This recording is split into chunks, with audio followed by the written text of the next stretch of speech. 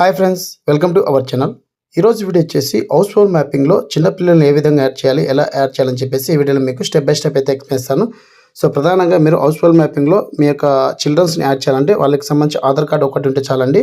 So ఎక్కడైతే మీరు mapping ఉన్నారో అక్కడ ఉన్నటువంటి సచివాలయంలో డిస్లెషన్ వరకు లాగిన్ చేసుకోవచ్చు. ఆ ప్రాసెస్ అనేది ఇప్పుడు మీకు చూపిస్తాను. సో వారు లాగిన్ ఓపెన్ చేసిన తర్వాత ఇక్కడ మెనూ అని చెప్పేసి ఉంటుంది.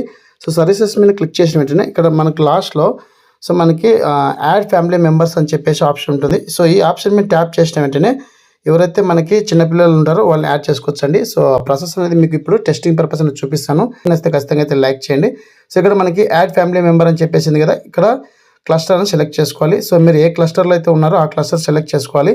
సో సెలెక్ట్ చేసుకున్నాక ఇక్కడ మనకి రెండు ఆప్షన్స్ అయితే వస్తాయండి. ఒకటి హౌస్ హోల్డ్ ఐడి అని చెప్పేసి, అలాగే న్యూగా యాడ్ చేసుకోవాలి. ఇలాంటి ఎగ్జిస్టింగ్ అంటే న్యూగా అంటే కన్నా కొత్తగా అప్లై చేసుకోవడం, అంటే ఎగ్జిటింగ్ అంటే ఉన్నటువంటి హౌస్ హోల్డ్ మ్యాపింగ్లో మిగతా వాళ్ళ అదర్స్ పర్సన్స్ని యాడ్ చేసుకోవడం అనమాట. సో మీరు ఒకవేళ న్యూ అని సెలెక్ట్ చేసుకుంటే ఇక్కడ వారి యొక్క ఆధార్ నెంబర్ ఎంటర్ చేసి సో కేటగిరీ సెలెక్ట్ చేసుకొని సో ఏజ్ 15 అబోవ్ ఉన్నారా, లేదంటే 6 బిలో ఉన్నారా, డిజేబుల్ అదర్ అని చెప్పి సెలెక్ట్ చేసుకొని వారి యొక్క డీటెయిల్స్ అని ఇచ్చి అథెంటికేషన్ ద్వారా మనం మెంబర్స్ సంబంధించి ఈకే చేస్తే వాళ్ళు కొత్తగా హౌస్ హోల్డ్ మ్యాపింగ్ అయితే యాడ్ అవ్వడం జరుగుతుంది. సో ఇదంతా ప్రాసెస్ లేట్ అనుకుంటే కన్నా మీకు గవర్నమెంట్ ఆల్రెడీ సొంతంగానే చేసుకునే విధంగా ఒక లింక్ అయితే ప్రొవైడ్ చేయడం జరిగింది. సో ఎవరైనా మ్యాప్ చేసుకోవాలనుకున్న వారు నాతో కాంటాక్ట్ అవ్వండి, నేను మ్యాప్ చేసి ఇవ్వడం జరుగుతుంది. ఇన్కేస్ ఇప్పుడు exiting house hold mapping select చేసిన వెంటనే ఎవరైతే హౌస్ హోల్డ్ మ్యాపింగ్లో ఉంటారో వాళ్ళ యొక్క ఫ్యామిలీలో చిల్డ్రన్స్ అనేది యాడ్ చేసుకోవచ్చు. సో నేను ఇక్కడ ఒక ఫ్యామిలీ ఎగ్జాంపుల్గా సెలెక్ట్ చేస్తున్నాను అండి. సెలెక్ట్ చేసి ఇక్కడ ఒక ఫ్యామిలీ మెంబర్నైనా మనం యాడ్ చేయాలి. సో చిల్డ్రన్స్ అయితే యాడ్ చేయాలి. సో యాడ్ ఫ్యామిలీ మెంబర్ మీద క్లిక్ చేసి ఇక్కడ కేటగిరీ సెలెక్ట్ చేసుకోవాలి.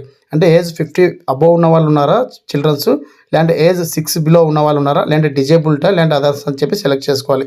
సో ఇందులో మీరు ఏదైతే మీకు సంబంధించి మీ చిల్డ్రన్స్ ఏ ఏజ్ వరకు అయితే ఉన్నారో ఆ ఏజ్ సెలెక్ట్ చేసుకొని సో ఇక్కడ సెలెక్ట్ చేసుకున్నాక ఇక్కడ మనకి సిటిజన్ నేమ్ అడుగుతుంది, అలాగే వారి యొక్క ఆధార్ నెంబర్ అడుగుతుంది, డేట్ ఆఫ్ బర్త్ అడుగుతుంది, అలాగే రిలేషన్ ఇప్పుడు మీరు యాడ్ చేసిన పర్సన్ మీకు ఏమవుతున్న రిలేషన్ అడుగుతుంది, జనరల్ సెలెక్ట్ చేసుకోమని చెప్పేసి అడుగుతుంది.